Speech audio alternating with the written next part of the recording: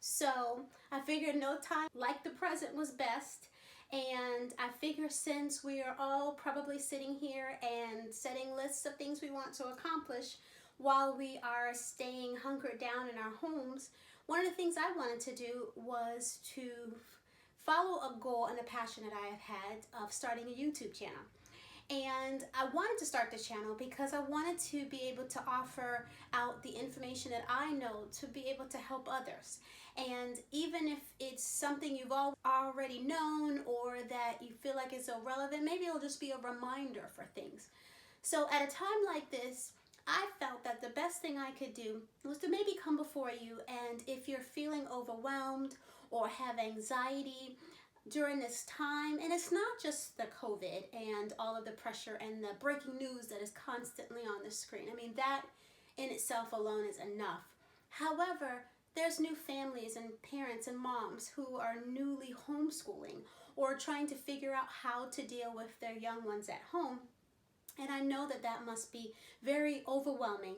And so I wanted to maybe give you 8 tips of things that you could do to just stay calm during this time, to find peace and to be okay.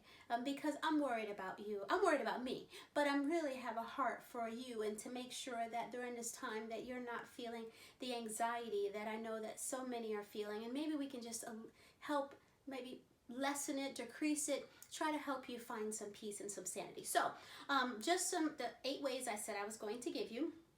Number 1 is just breathe. Find some time to breathe. When things get chaotic, I know for me, when I'm working from home and Hazel Gray has that moment of just really needing something at that moment and I'm trying to answer an email, I just take a deep breath. And I just say that, all these things will get handled. It's okay. A deep breath. I close my eyes and it just gives me a moment to just remember everything will be okay. Number 2, be aware. You need self-awareness that you're having a moment.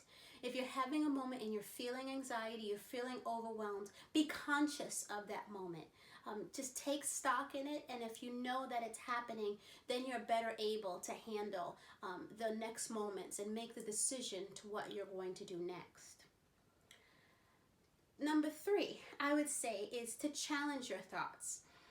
Take stock. Figure out why you're having those moments. Is it that you're just being hit with too many things at once? Is it that what you have, you feel like it is just unconquerable and you can't do it? Most likely, we're not given more than we can handle, so I think that you can handle it. But challenge that thought of feeling like just panic in that moment. Maybe it's just you need to take a moment, close your eyes, and prioritize the next couple of moments to figure out how you get to the next step. Number 4, find a way to release the anxiety. If it's a, I know that was kind of, but if it's a deep breath, or if it's just a moment to count to 10, or if it's just you go in the bathroom and you scream at the top of your lungs, well, maybe go outside, because I can do that too. I just go across the street. Just go get in a car. I can go get in the car right now. I'm by myself and just scream. But find something to intentionally to beat that. Number 5. If you can find time to exercise, I'm going to list, once this gets to YouTube, below. No one is sponsoring, no one has asked me to, but I have found this indoor walking challenge that I've been doing for the past couple of days. And we walk outside, but I was feeling like I needed something else. So this young woman has where you can do walk. It's kind of low impact, but I feel like it's giving me a little bit of energy. That's helping me sleep. It's helping me deal with stuff. So if you can find some time to exercise, I think that that will help give you some self-care. I think I'm on number 6, but maybe listen to music. I love classical music. I love playing it, trying to learn to play it. I love listening to it. I put it on throughout the house. I put it on, while I'm doing dishes. Just that calms me. And there's also, Sirius XM is what we use, and we have Alexa. They have a channel there. They have some classical, but they also have a spa channel. Okay, I'm back. I was interrupted because Dad is out trying to find the most important item that we need in our house, and that's ketchup. So we have been to the store now to find ketchup twice and we were unable. So he just found some ketchup. The last bottle, believe it or not. And because Hazel Gray eats ketchup on everything, and so we needed to have ketchup. So sorry about that. So I was just explaining to listen to music, and I put it on throughout the house. I do some sacred music, but I also do classical music, especially if you're in classical conversations like we are. It's really going along with now that we're doing more music appreciation and able to do that. Number 7, I will say, is to make sure you're doing something that you enjoy. A lot of people are putting out posts about what their bucket list items are for this quarantine time. And so whatever it may be, for me, I love organizing and cleaning the house. I just cleaned Hazel Gray's closet and transitioned it over to what she's going to be wearing for spring. And I know people want me to talk more about what I do for shopping, but I've actually been picking up different things at thrift shops and Goodwills over the past couple of months so that she could have some things. There is an awesome sale that is at our sports and learning center, but it's canceled because of what's going on right now. But I believe in buying a little bit over time, storing. Some of from last year I made purchases so that they were next to nothing, and they are high-end brands. I love to put her in Crew Cuts by J. Crew and Bowden, Mini Bowden. They have some, she has some of those outfits this year, but just because I find that they have better quality. But anyway, one of the things I love in doing is purging. Is somewhat minimalist, and so that brings me so much peace and so much calm. So for the last thing, I wanted just to share with you something else that I find things that are inspirational. I love listening to audiobooks. I have produced a few audiobooks myself, but I have a poem here I'd like to read to you. I hope it's not too long. But this is a poem. My mom, she always tried to instill classical things into us, even from a young age. And so one of the things that she tried to have us do was memorize a poem called If. It's by Rudyard Kipling. And it's from like a Victorian era where they were suffering, but what was common was not to complain and not to express their suffering. And so I think it's a lot with my personality. I really manage a lot, and I'm very overwhelmed at times, and I keep it internal and I don't really express it because I'm so grateful for so many things. I acknowledge that I really want to be content where I am, and so even though things are overwhelming, like I was saying earlier, I try to find the silver lining in things. So before this video gets too long, I want to share with you, it's a poem called If. If you can keep your head when all about you are losing theirs and blaming it on you. If you can trust yourself when all men doubt you, but make allowances for their doubting too. If you can wait and not be tired of waiting, or being lied about, don't deal in lies. Or being hated, don't give way to hating.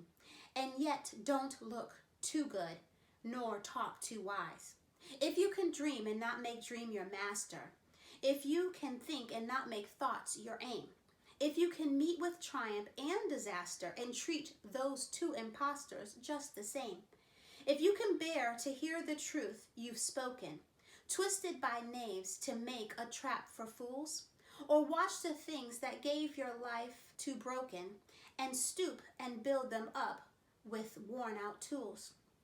If you can make one heap of all your winnings and risk it in one term of pitch and toss, and lose again at your beginning, and never breathe a word about your loss. If you can force your heart and nerve and a snoo to serve your turn long after they're gone, and so hold on when there is nothing in you except the will which says to them, hold on. If you can talk with crowds and keep your virtue, or walk with kings nor lose the common touch, if neither foes nor loving friends can hurt you, if all men count with you, but none too much, if you can fill the unforgiving minute with 60 seconds worth of distance run, yours is the earth and everything that in it, and which is more, you'll be a man, my son, or my daughter. Be encouraged, even though time may seem rough, and it might seem like a lot of chaos and everything is just very much askew right now. Hold tight. Be okay. I'm here with you. If I can do anything to serve you, or if there's something that I can post here that will help you, please let me know. I'll continue to do that. And I wish you the best. I love you all. Have a wonderful day. Bye-bye. So before I could end the video, someone wanted to pop on and say hello. So come on over.